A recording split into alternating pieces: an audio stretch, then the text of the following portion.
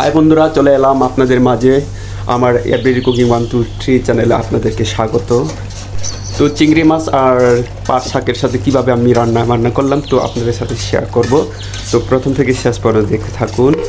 কড়াইটা গরম হয়ে আসছে, তো তেল যোগ করে নিলাম। তো আজকে গ্যাসের খুবই সংকট, তো রান্না করার জন্য খুব বেগ পেতে হচ্ছে। তো তেল গরম হয়ে আসছে, এরপর এই যে শুকনো মরিচগুলো অ্যাড করে নেব। হালকা করে ভেজে নিতে হবে, তো হালকা করে ভেজে নিচ্ছি।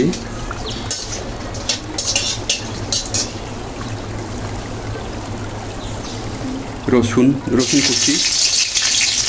কুচিগুলো অ্যাড করে নিলাম। রসুন কুচিগুলো হালকা বাদামি কালার করে ভেজে নেব। তো রসুন কুচিগুলো বাদামি কালার হয়ে গেছে, এরপর যোগ করে নেব আপনার পেঁয়াজগুলো কুচিয়ে রেখেছিলাম, পেঁয়াজগুলো দিয়ে দিলাম।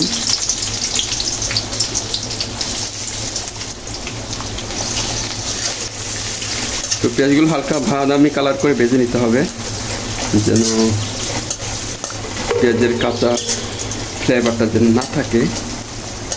তো অনেক দিন হয় আসতে পারি না ইউটিউবে, আমার অনেকগুলো ওয়াচ টাইমগুলো কমে গেছে। তো মশলাগুলো কিছু সময় নিয়ে ব্রাউন কালার করে ভেজে নিচ্ছি, এরপর কুচিয়ে রাখা কাঁচামরিচ অ্যাড করে নেব।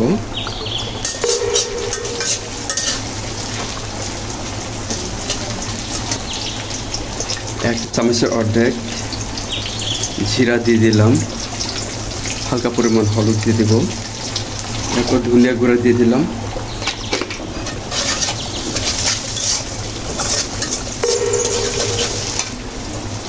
চিংড়ি মাছ এখানে হবে 250 গ্রাম উপরে হবে। চিংড়ি মাছগুলো হালকা করে ভেজে নিতে হবে, যেন মাছের যে একটা আখাস্তা গন্ধ থাকে এটা যেন না থাকে। কত সুন্দর করে ভেজে নিচ্ছি। ইদানিং গ্যাসের খুবই সংকট দেখা দিচ্ছে, কারণ গ্যাসের জন্য অনেক দিন রেসিপি করতে পারিনি। তো ওটাই ছিল আমার মূল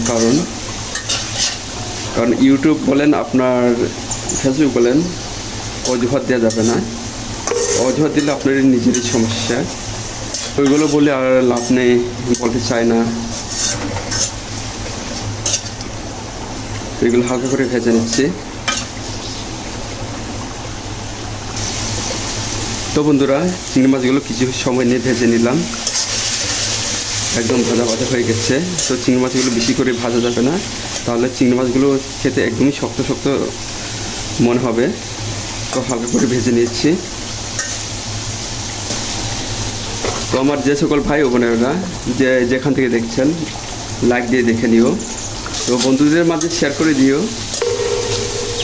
আপনি যদি আমার এই চ্যানেল নতুন হয়ে থাকেন, সাবস্ক্রাইব করে আমার এই পরিবারের পাশে থাকার জন্য অনুরোধ রইল। তো ইতিমধ্যে যারা আমার পরিবারের পাশে থেকেছেন, পাশে আছেন, সবার প্রতি আমার কৃতজ্ঞ রইল। এইভাবেই পাশে থাকবো, কাছে থাকবো ইনশাল্লাহ। তো চিংড়ি মাছগুলো ভাজা একদম হয়ে গেছে, এরপর যোগ করে দিতে হবে এই যে পাট শাকগুলো আমি কেটে রেখেছিলাম। তো পাট শাকগুলো রান্না করতে বেশি সময় লাগবে না,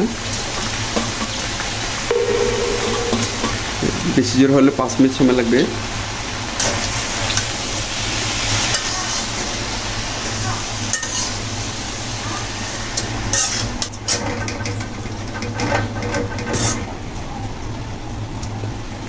তো কিছু সময়ের জন্য ঢাকনা দিয়ে রাখতে হবে।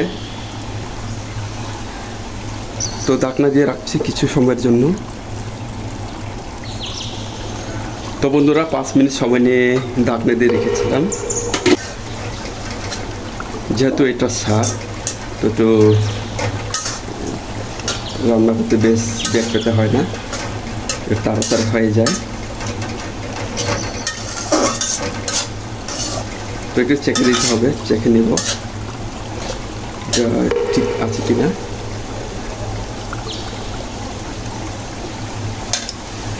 লবণের পরিমাণটা খুব কম হয়ে গেছে, তো হালকা পরিমাণ লবণ নিয়ে নিতে হবে।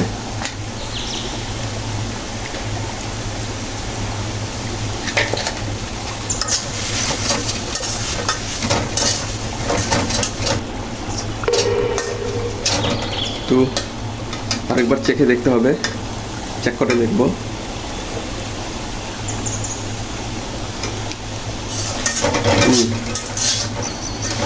দারুণ হয়ে গেছে। তো চুলার ভলিউমটা বন্ধ করে দেব, একদম বন্ধ করে দেব। একদম হয়ে গেছে। তো আজকে আমার এই রেসিপি যদি আপনাদের একান্তই কোনো অংশে ভালো লাগে, তো পরবর্তী রেসিপি দেখার জন্য সবাইকে আমন্ত্রণ রইল। সবাই ভালো থাকবেন, সুস্থ থাকবেন, সবার জন্য দোয়া রইল। আজকে এই পর্যন্ত। আল্লাহ হাফেজ, সবাই ভালো থাকবেন।